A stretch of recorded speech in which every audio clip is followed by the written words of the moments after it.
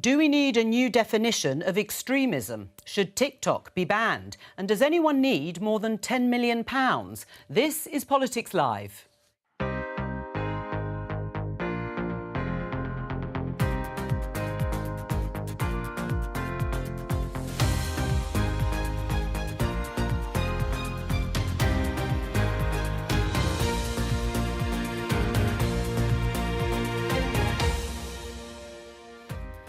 Joining me, Conservative peer James Bethell, Labour peer Ruth Anderson, Tribune editor Taj Ali and non-affiliated peer and director of the Academy of Ideas Claire Fox.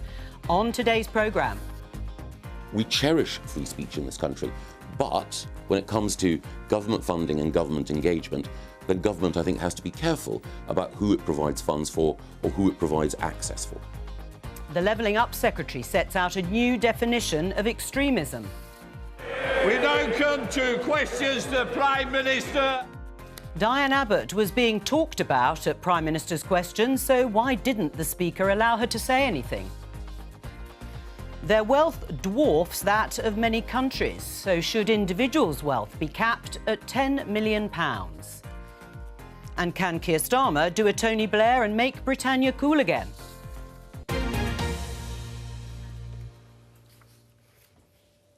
Let's just show you the scene in the House of Commons chamber. Angela Rayner, Labour's deputy leader, is responding to Michael Gove, the Levelling Up Secretary, who's been on his feet delivering the government's new definition of extremism. And we're going to talk about that in a moment. But let's start with this headline from BBC News. The US House passes bill that could ban TikTok nationwide. Yes, the US House of Representatives, the lower chamber of Congress, has passed a landmark bill that could see TikTok banned in America. It would give the social media giant's Chinese parent company 6 months to sell its controlling stake, or the app would be blocked in the US.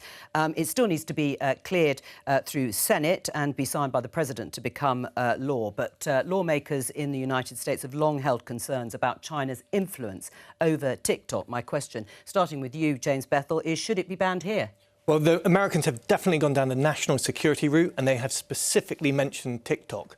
Where I think the British government is rightly concerned is all of the data, the really intimate personal data that we have that is being sent to places like Russia and China. And it might be from your fridge, it might be from your Chinese BYD car, or it might be from TikTok itself. This is completely outside normal legal restraint. And that's why I've moved an amendment in the House of Lords to try and close down this loophole, to make sure that any data that's sent out of this country to places like Russia or China is adequately supervised once it gets there. And TikTok should be banned? Well, it would lead to the banning of TikTok in its current form, yeah. But I think, listen, TikTok's a big business. A lot of people make money out of it. I would like it to see legitimised and brought back into the scope of normal law. Claire, what do you think? Should TikTok be banned here? Well, obviously, I'm concerned about the free speech implications because we have a situation in which the reason why this might have some resonance, and I mean beyond national security, is that a lot of adults will say to you, oh, my God, it's such a, dangerous, horrible, toxic atmosphere and all the kids are on it. People constantly citing that sort of issue. But I think that that's not TikTok's fault. And to be honest, the fact that so many hundreds of thousands of young people are wandering around saying Osama bin Laden's letter to America is so inspiring might indicate that we've got a problem ourselves, that we're not creating the narrative that might inspire them more. So I think there's a question of adult authority being in crisis and then we try and ban something. That's what we always do, and I get nervous about that. I think Claire's got a point. There is a surveillance problem, there is an influence problem, and then there's an algorithm problem with our kids, and we shouldn't confuse the three of them. The British government has already identified the surveillance problem, and we've taken TikTok off all government phones. The Americans are worried about the influence problem, and what's happened in the Middle East has amplified that. And I'm personally, as a dad, worried about the algorithm problem. Right. Ruth, what do you think? I mean, perhaps on the influence issue, do you think TikTok should be banned? Well, I don't agree with banning either. I mean, free speech is an incredibly important thing as a concept, but there is an issue about TikTok and national security. So TikTok, we can talk about social media in the broadest terms, and then we can talk about TikTok. There is clearly a national security issue which American politicians may be privy to, which our government will be privy to.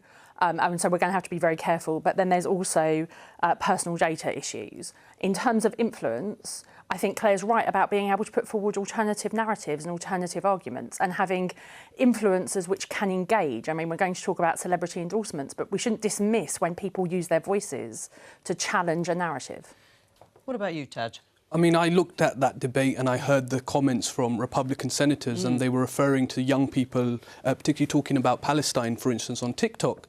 And there's this narrative that, you know, there's Chinese propaganda and it's turning young people into a certain way. And actually, on Palestine, you know, we know that young people are more sympathetic to the Palestinian people. You don't need much convincing to think the killing of kids is wrong. I think there's a broader problem in social media around misinformation, around abuse, and that's not restricted to TikTok. We see it on Twitter, we see it on Facebook, we see it on Instagram, on the issue of data privacy and the mining of personal data. That is also an issue on Instagram and Twitter and all these other platforms. So let's have a consistent line on this. Right, are you on TikTok? I don't really use TikTok. Claire? No. I've looked at it. No. And one of the things that's really annoying is when people say, I must go on TikTok because that'll prove as an old person I can have an influence. You know what I mean? Is that what the worst? There has been. Yeah. But you were going to say something. Yeah, no, what I was going to say was I think that James has tried to untangle the different elements. But as I think Taj has rightly pointed out, despite that, everybody talked about influence on young people in the debate in America. So the truth is, it does start to merge. I thought it was interesting that yesterday, you know, actually in the Lords, there was an amendment passed and the government has now come out in support of foreign state ownership of the media in relation to the Telegraph and the Spectator. That seems to me to be sensible, but it's also the case that there is a danger where that starts to bleed into any foreign influence. And I don't think that's helpful, as it happens, because I think you can Or consistent, in fact. I mean, it's all I'm saying is that this is not a Chinese state-owned enterprise, even if we think they have an influence on us. It isn't technically state-owned, but we know that the Communist Party has people on the board and huge amounts of influence. And if we could tidy up that ambiguity, maybe by taking it into proper Western control, then I think the business could flourish and protect the freedom of speech issues, which is right. It is this Communist Party control problem that I think is on a lot of people's minds. As I mentioned, the Levelling Up Secretary, Michael Gove, has been delivering a statement in the House of Commons. But let's just show you this. Do you remember, from Rishi Sunak? The time has now come for us all to stand together to combat the forces of division and beat this poison. We must face down the extremists who would tear us apart. There must be leadership, not pandering or appeasement. So that was the Prime Minister giving a speech outside Downing Street a few weeks ago, warning about a rise in extremist activity since the attacks by Hamas on October the 7th in Israel. Hamas designated a terrorist organisation by the UK government. That call for action by Rishi Sunak has been answered by Michael Gove, who has unveiled, as I said, this new extremism definition under which certain groups will be blocked from government funding and meeting officials. Now, we don't know yet which groups the government proposes to label as extremist, but we can see here in the Daily Telegraph that Michael Gove is to identify Muslim groups as extremists, according to them. Well, let's hear what the Community Secretary had to say. Extremism is the promotion or advancement of an ideology based on violence, hatred or intolerance that aims to negate or destroy the fundamental rights and freedoms of others, or undermine, overturn or replace the UK system of liberal parliamentary democracy and democratic rights, or intentionally create a permissive environment for others to achieve these results. It is important to stress that we are in no way intending to restrict freedom of expression, religion or belief. But the government cannot be in a position where, unwittingly or not, we sponsor, subsidise or support in any way organisations and individuals opposed to the freedoms we hold dear. Now, I said that he hadn't named groups yet designated as falling foul of the new of the new definition, but he has named a number of groups that could be deemed extremists, and I'll read them out to you. They are the British National Socialist Movement, the Patriotic Alternative, the Muslim Association of Britain, the British affiliate of the Muslim Brotherhood, CAGE, MEND, 5 Pillars and the Friends of Al-Aqsa. Now, as I say, they haven't yet been designated as extremists, but he has named them in the House of Commons. Of course, you have, to a certain extent, parliamentary privilege when naming groups or individuals. But just to go back on principle to the question of whether we need a new definition of extremism, what is the problem precisely that the government is trying to solve? Well, I think it is one thing to know that a group is actively involved in terrorism and is therefore in breach of the law. And then there is this shadow category of people who support extremism. It's the Sinn Féin problem. But you are enhancing them when you meet them as a minister. And this has been going on, this problem has been going on for a long time, and trying to clarify that ambiguity, I think, is a helpful step by the government. Right, so you do support this idea of a new definition of extremism? With regret. Listen, I can see the dangers. I can see a group that I personally think perfectly legitimate gets put on that list. I would feel very hard done by.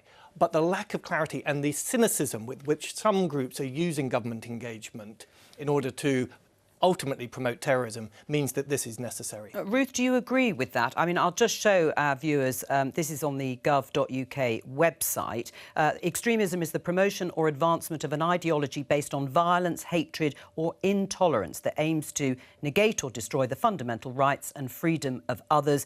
You can see the rest there: undermine, overturn or replace the UK system of liberal parliamentary democracy and intentionally create a permissive environment for others to achieve the results just outlined in 1 or 2. Do we need this new definition? I think we need more than a definition. We need action. You know, this is about we haven't had an update to the counter-extremism policy strategy for 9 years.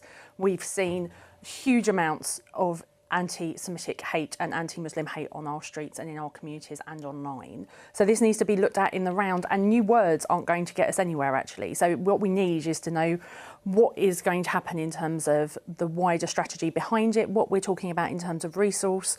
And this needs to be done in a way that brings people together and doesn't add to more toxic nature of the debate. Should be done on a cross-party basis, should be based on evidence, should all be about community cohesion and not about yet more division, especially in a very toxic political environment in a general election year. Do you think a new definition will bring communities together? Absolutely not. I think this is creating problems. I mean, if we take this definition around the promotion of violence and hatred and intolerance, surely that Tory donor who said that Diane Abbott, the first black female MP, should be shot, is an extremist, and therefore the Conservative Party is funded by extremists. And so my point is this: it's a subjective definition. It's not clear-cut.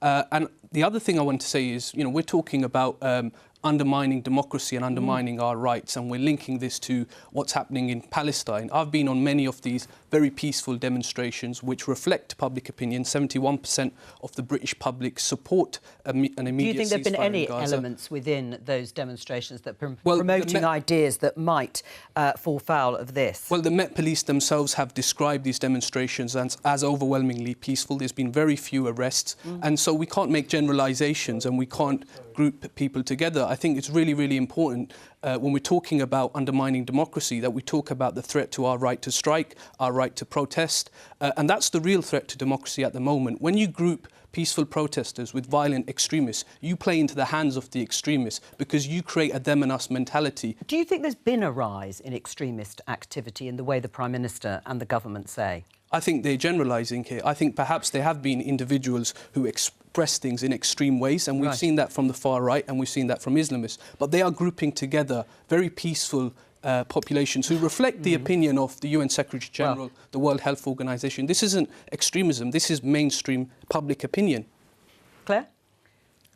I think that this is a cowardly act that will not state what has really been of great concern to many people in recent months, which is, and actually years, which is that we've got a problem of radical Islamist views that people won't confront. And there's a fear that if you say that, you will be accused of being anti-Muslim or Islamophobia, which is then used as a sort of catch-all as anti-Muslim. So I think that, and that's what's prompted it. And then there's this attempt at saying, you know, these vile organisations like Patriotic Alliance, for example, but, you know, God, who are they, you know, in terms of a very non-influential versus a more influential idea.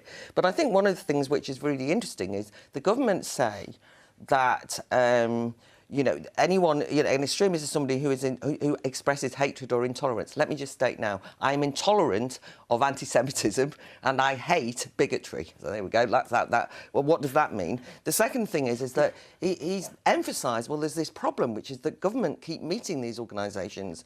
I don't know how that's happened. Well, it's like, well, that's government's fault, right? And one of the problems is that in an era of identity politics, often government will outsource their authority by saying, oh, well, we've met the leadership of this particular community and they've told us to do this. We then find out government has been giving them a load of money, right? It's hiding behind these organisations. They've created monsters of their own because they haven't got the courage and the confidence to confront what's really the issue in society. Do you agree with Claire on failing to confront the real issue, which is Islamism?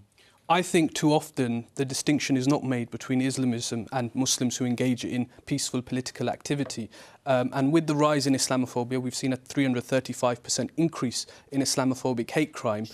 It does create an atmosphere where British Muslims feel like they are being surveilled. You can't make the distinction. I mean, that's the reason why we should be able to talk about it. The reason why we should be able to talk about it openly without fear that somebody's going to shout Islamophobic or bigot at you is that actually Islamism is not about all Muslims, but you can't have the conversation about Islamism. So as a consequence, you can't make that distinction. So when you say Muslims are fearful, what I would suggest is that we have an open public discussion about the fact that, 94 people have been killed by radical Islamists since 7/7. That's a lot of people, right? That's pretty extreme. And that also people are espousing views which has given a green light, and I do not think this is the equivalent, by the way, to Islamophobia, that's given the light to a visceral, real, genuine expression of anti-Jewish hatred on the streets of the UK, which people are unabashed about. I mean, they're not even embarrassed, and they think this is a perfectly acceptable thing to do because you don't like Israel. Well, it is not acceptable, but I still don't think it should be banned. I think it should be argued about openly, and we should name the problem instead of hiding behind these generalised Absolutely, definitions. and we will not talk about Islamophobia. We don't want to name Islamophobia because we want to have a nonsense debate about terminology. Well, we've seen a 335% increase in Islamophobic hate crime. We have to deal with the here and now, and right now, Muslim communities are under threat. We've seen an increase in hate crime, and that should be our priority. And on the point on anti-Semitism, for me, it's the same struggle. It's always been the same struggle, whether it's a Muslim woman who wears a headscarf facing abuse on public transport or a Jewish man wearing a kippah. And we have always made the distinction between, criticism of the State of Israel and anti-Semitism, and those things are not mutually exclusive. No, I mean, the lines have been blurred, I suppose, is what Claire has been saying. And Ruth, in terms of the sort of government response, there has been criticism that the Conservatives are politicising this. I mean, we've had 3 former Home Secretaries say that it's been politicised. We've had the Archbishop's worrying, dangerous precedent being set. And I'll come to Libertarians on the right of the Conservative Party who are worried for different reasons. Is there a problem there? There absolutely is a problem. I think we need to be really clear. There's no hierarchy of racism. There is none. Racism is racism. One of the problems that we've got is from a government that seems to be completely struggling to be able to say the words Islamophobia. They can't come up with a definition of what Islamophobia is, which we need. We've got a new definition of extremism. We haven't got a definition of what anti-Muslim hate actually is. That is state accepted. And the idea that we are, the anti-Muslim working group hasn't met for over 5 years at a time when we have seen huge amounts of racism on our streets. And, I, as a Jewish woman, have experienced appalling racism over the last 8 years. But I live in a community where my Muslim community is scared. And, at various points since October 7th, I have been so grateful for the support I've received from the Muslim community, but we have held each other. My senior, some of my Muslim counsellors, we have held each other in fear of what is happening in our community and how it is not safe on certain days for either of us to venture out, and how we need to be careful. And is that because it's being captured, though, by extremists? But there's also the political, it's being captured, but also the political debate is doing nothing to bring people together. This can't be a party political football. This is not about a cultural war. This has to be about how we fix the country. I think you need to give the government a little bit more credit than that. Okay. I actually think that they've been extremely moderate. They have tiptoed around a lot of these subjects in order to try to avoid politicising lots of the tensions that are in our community. And I think what Michael Gove has done today is proportionate and extremely reasonable. Right. I mean, we will, of course, know the details and groups that may or may not be included. It's important to state that this is about government contracts. These are about the people, as you say, that government are actually associating themselves with.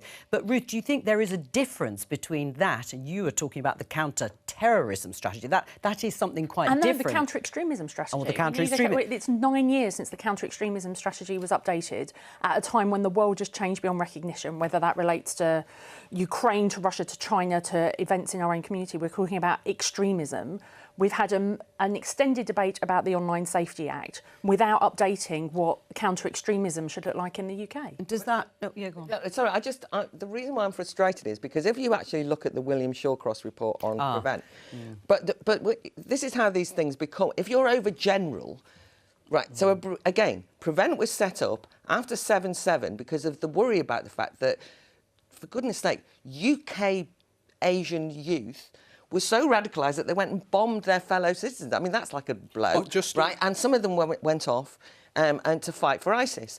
And so they were trying to tackle it. Then they make it so general that we got into a situation where Prevent was widely used. I mean, I remember talking to a head teacher who said they brought in Prevent because the sixth form had a vote and they'd voted to leave the EU in the North East, and he thought this was an example of extremism. Well, because public bodies were being asked to intervene. Yeah, and Taj is absolutely right to say the problem we've got here is that extremism ends up, and in fact in the papers today it's something like anything that goes beyond the acceptable mainstream. It's like, well, we're all out. I mean, what does that mean? I want us to have a radical, lively political discourse without fear of what we say. However, if somebody says something that I consider to be an atrocious part of bigotry, or that they, you know, I had a row. But are you going to report them? No, I'm not going to report them. I'm going to argue with them. The point is, I'm going to argue with them. Yeah, but in front of an audience. That's different from an individual to what a government would do and what the obligation would be. The government needs to argue too. Okay. The government needs to create a space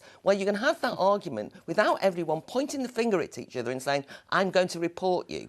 I'm going to report you now. I'm going to cancel you. We've got enough cancel culture without increasing. Just on that point, around the Prevent agenda, a former pupil at my high school was reported to the Prevent agenda for wearing a Palestine badge. He had police officers come to his house. Then they found out he comes from a Shia background and left him alone. So there's a lot of ignorance around religion and around extremism. We've heard from Amnesty International just yesterday that a trade union representative was reported to this de-radicalisation programme for posting about anti-racism and socialism on the internet.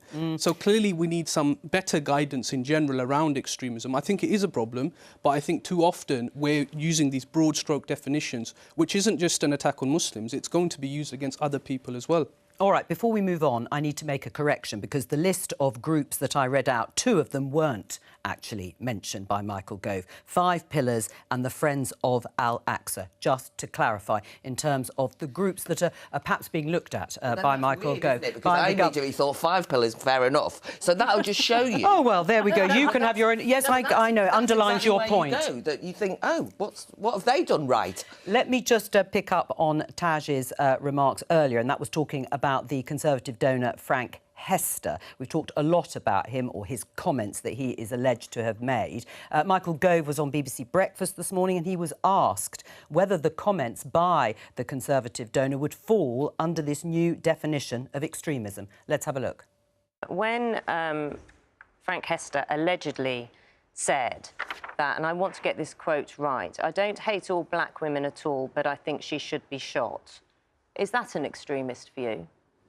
Well, speaking as someone who was pursued by an individual who was trying to kill me and who subsequently succeeded in killing one of my friends in Parliament, I take that sort of language very seriously and I think it's unacceptable. I'm sorry, that's not quite what I asked. Is that an extremist view and would it fall under these new rules, these new definitions of extremism? I can repeat the quote for you if you wish again. Well, I take these things exceptionally seriously, and because I take them seriously, it would be the case that any assessment about whether or not an individual or an organisation is extremist would have to follow a rigorous process. It wouldn't be me making a decision on the basis of a quote, however horrific. It would be a due diligence process that would be conducted very carefully. James Bethell, do you think those remarks alleged to have been made by Frank Hester would fall under this new definition of extremism?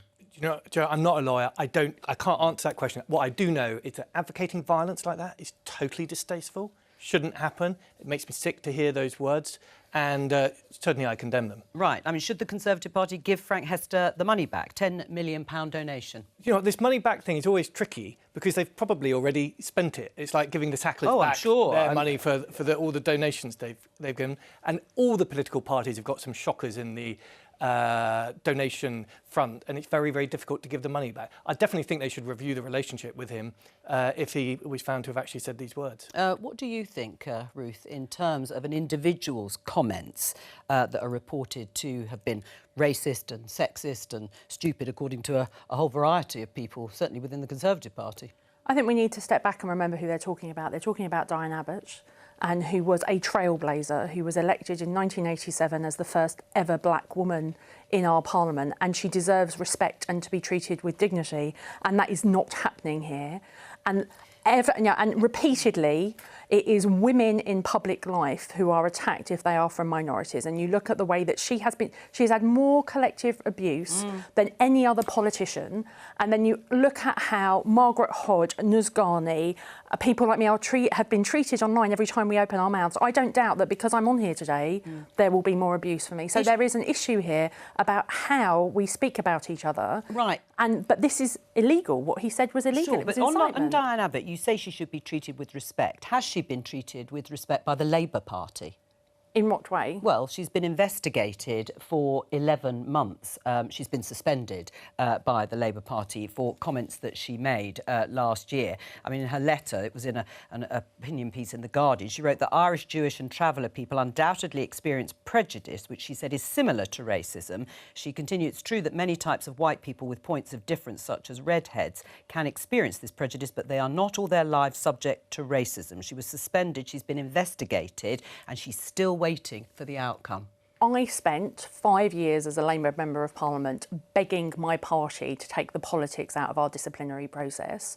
That has now happened in my party. I've sat in rooms with Keir Starmer, figuring out who is a committed anti-racist, finding ways to make sure that politicians were no longer involved in the disciplinary process as my party, which is exactly what's happened here. Right, because, I mean, it's basically 4 sentences in a letter. It was 11 months ago. I'm not saying which way they should find, but it should have been resolved, shouldn't it? Rightfully, this is nothing at all to do with the politicians in the Labour Party. This is about our internal processes. So I can't update, I can't tell you. I mean, this is a headline in The Independent. Yes, Diane Abbott has penned this piece. The Tories are outrageously racist and sexist, but Labour is guilty too. And she is referring to WhatsApp messages that were uncovered during the Martin Ford report. He was looking into claims of anti-Semitism in Jeremy Corbyn's time. But she said that unveiled there were disparaging, derogatory messages from Labour officials about her. So again,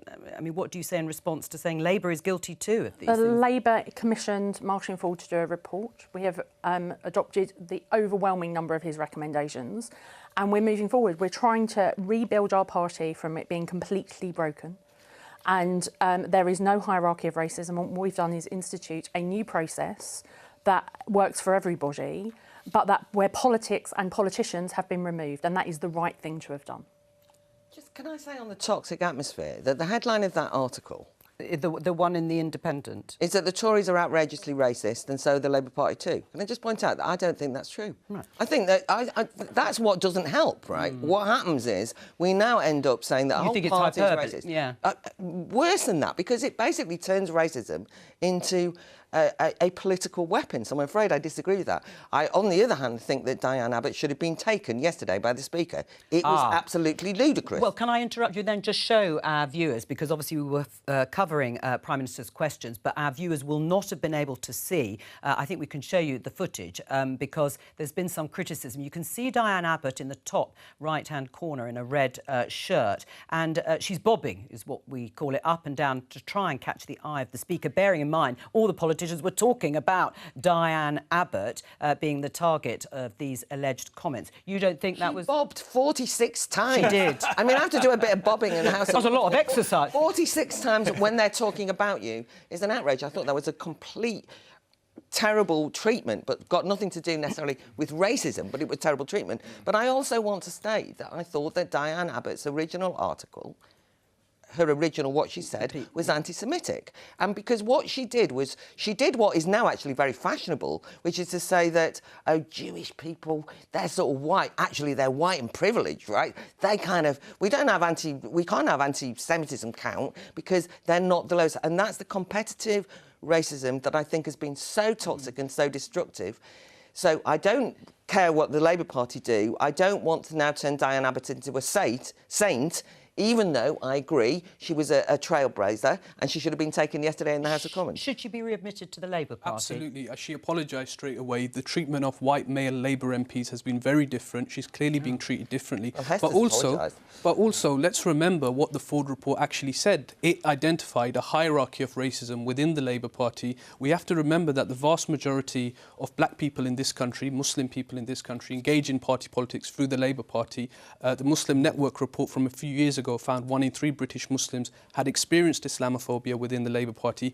Black female Labour MPs, Dawn Butler and many others, have repeatedly said that the Labour Party does not take anti-black racism seriously. And so she's apologised. I think she was wrong to say what she said, but she has apologised. She's very sincere about that, and she should absolutely be readmitted. And I think the Labour Party is not doing anywhere near enough to tackle this disgusting racism and this disrespect that Diane Abbott was subjected to. Let's remember what the report said. It said that Diane Abbott was found crying in the loos, and you had senior Labour officials taking the mickey out of her. I mean, that's completely unacceptable. She's going back to work the next day, and she's working with these people. It's a joke. Ruth?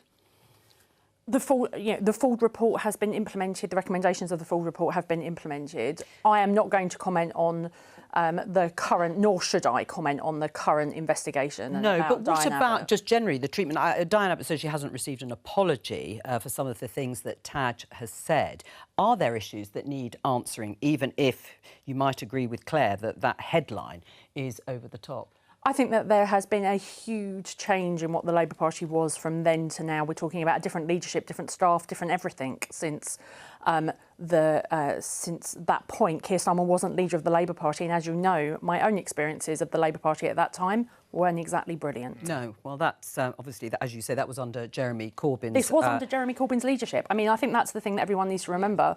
What came out and those text messages was under Jeremy Corbyn's leadership. So I don't think that we can say that... And also, and Diane Abbott was a great supporter. So, you know, but what I want is, I want to be able to say, I agree with Diane Abbott on this, I don't agree with her on this. What I don't want is, and I even want to say to you, about Islamophobia. You know, you keep saying that word. I mean, anti-Muslim hatred is very different to Islamophobia, which I want the freedom to criticise Islam, to make fun of it. Have I, on this programme, said you're not allowed to criticise my religion? I'm talking about violence and abuse directed to British Muslims. But this isn't about terminology. You can criticise religion as much as you like. I know, good. However, the definitions of Islamophobia would not allow that. And there is a concern that you will bring in blasphemy by the back door. There is my concern. I know, but I should be able to say that. I also think that there is a danger that every time you're talking about one thing, you end up having another racism to contend with. And I do think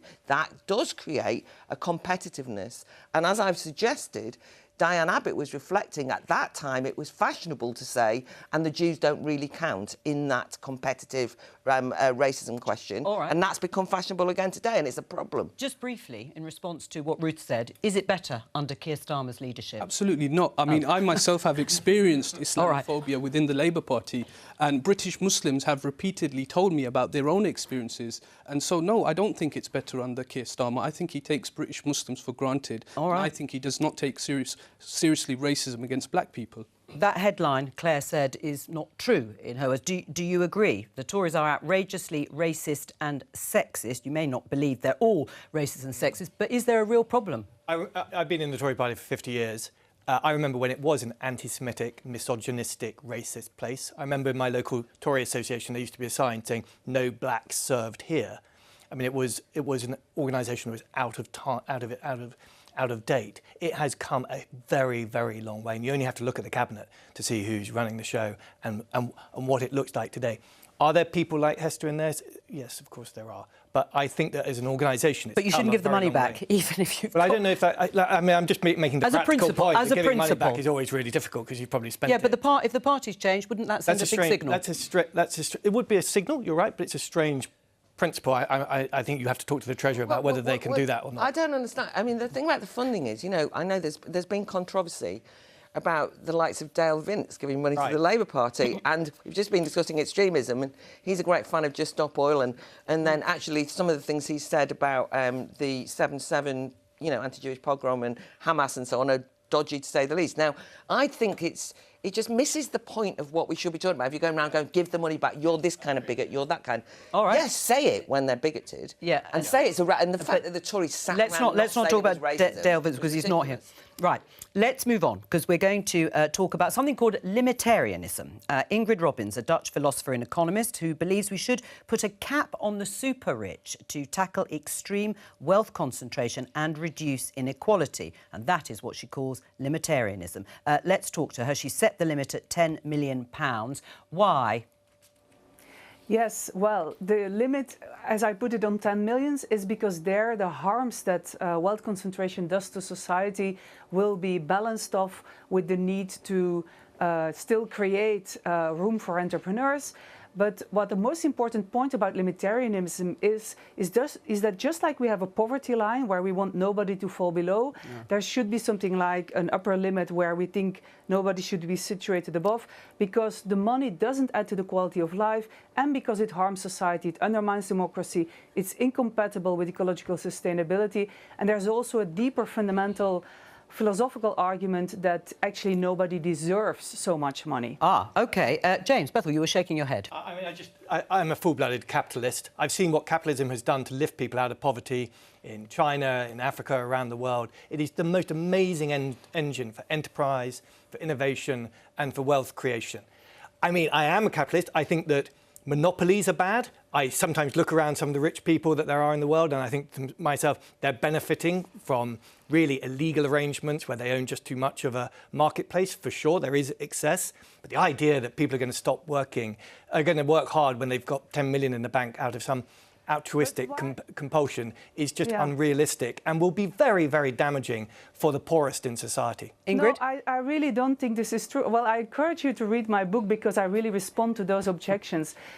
I'm not against capitalism. I just think the form of capitalism that we currently have and the public policies that we've had since the late 70s have actually been pro-rich rather than pro-poor. And it's true that the number of people living in absolute poverty, and that's a very low threshold, has gone down.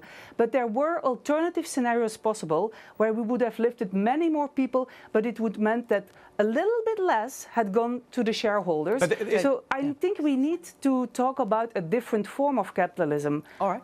Yeah. I think if you settled on your last point of society being a bit more progressive, and had we focused on looking after those who live in deprivation, for sure, 100% I'm on your side. But capping people, I mean, it's a nice headline and it captures attention, but it's totally unrealistic. And by the way, unprincipled and really against common law. So on every level, I'm a big objector to the big headline you've got. The law should follow a morality. So I'm a moral philosopher.